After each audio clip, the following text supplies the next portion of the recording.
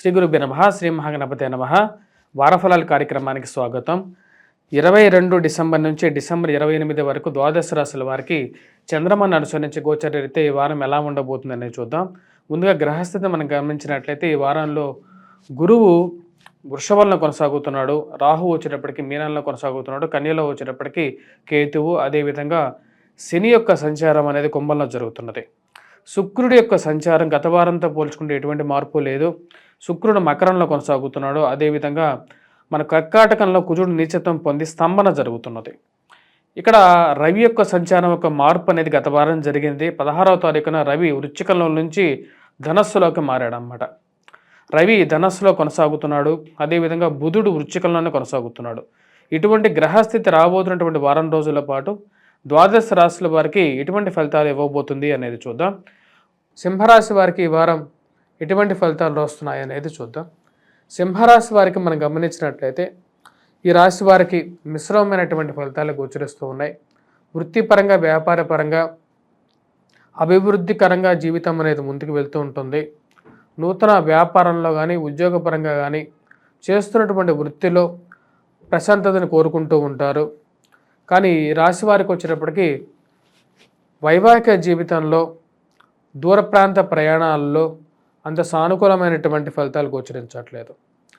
పిల్లల గురించి ఎక్కువగా ఆలోచిస్తూ ఉంటారు. వారి యొక్క ఎదుగుదల గురించి, వారి యొక్క సెటిల్మెంట్ గురించి ఎక్కువగా ఆలోచించడం అనేది మీకు జరుగుతూ ఉంటుంది. పిల్లలు ఎలా ఎదుగుతారు, వారికి ఎలాంటి విద్య ఇవ్వాలి అనే ఆలోచన ఎక్కువగా ఉంటుంది. వారి గురించి ఎక్కువగా డబ్బు ఖర్చు పెట్టడం అనేది జరుగుతుంటుంది. రవిగ్రహ సంచారం పంచమంలో జరుగుతున్నది రాశి వారికి. వ్యాపార పరంగా చేస్తున్నటువంటి ప్రయత్నాల్లో ముఖ్యంగా వచ్చేటప్పటికి అంతగా ముందుకు జరగనటువంటి పరిస్థితి. అంటే నూతనంగా బ్రాంచ్లు ఎక్స్పాన్షన్ చేయాలి అని మీరు ప్రయత్నిస్తున్నప్పటికీ కూడా అవి అంతగా ముందుకు జరగకుండా ఏదో ఒక అడ్డంకి జరుగుతూ ఉన్నట్టుగా అనిపిస్తూ ఉంటుంది. ఈ రాశి వారికి రాజకీయ రంగంలో ఉన్నటువంటి వారికి కొంచెం మిశ్రమమైనటువంటి ఫలితాలు గోచరిస్తూ ఉన్నాయి. అధికమైనటువంటి ఖర్చు మరియు వాటితో పాటు మీ గురించి చెడుగా ప్రాపగాండా చేయటమే పనిగా పెట్టుకున్నటువంటి వారు సంఘంలో ఎక్కువగా ఉంటారు.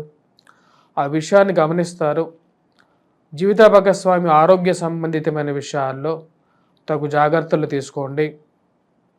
ముఖ్యంగా వారి యొక్క ఆరోగ్యపరంగా ఎలా వారు స్వస్థతను పొందగలుగుతారు, హాస్పిటల్ ట్రీట్మెంట్ గురించి కానీ ఇవన్నీ ఎక్కువగా ఆలోచిస్తారు. మరియు ఆరోగ్యపరంగా కొన్ని జాగ్రత్తలు స్వవిషయాల్లో కూడా తీసుకోవాలి. ఎందుకంటే ఈ రాశి వారికి గురువు అంత అనుకూలంగా లేడు, మరియు శని, కుజుడు కూడా అనుకూలంగా లేడు. వీటి ప్రభావ రీత్యా కొన్ని జాగ్రత్తలు తీసుకోవాలి.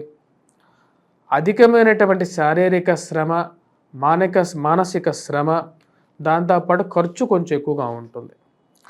ఈ రాశి వారికి ఉద్యోగపరంగా అభివృద్ధికరంగా ఉన్నా సరే ఉన్నటువంటి స్థితిలో కొన్ని కష్టాలు కలిగిస్తూ ఉంటారు. ఈ రాశి వారు ముఖ్యంగా విద్యా సంబంధితమైన విషయాల్లో విద్యార్థులు కష్టపడి చదవవలసినటువంటి ముఖ్యమైనటువంటి సూచన.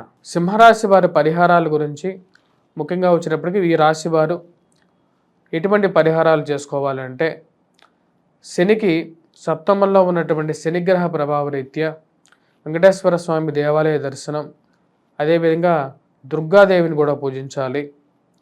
మరియు అధికమైనటువంటి ఖర్చు నుంచి బయటకు రావటం కోసం ముఖ్యంగా వచ్చేటప్పటికి ఈ రాశివారు హనుమాన్ దేవాలయ దర్శనం చేసుకోవటం, మరియు సింధూరాన్ని ధరించడం, అరుణ పారాయణం చేసుకున్నట్లయితే సానుకూలమైనటువంటి ఫలితాలు పొందగలుగుతారు. స్వస్తి.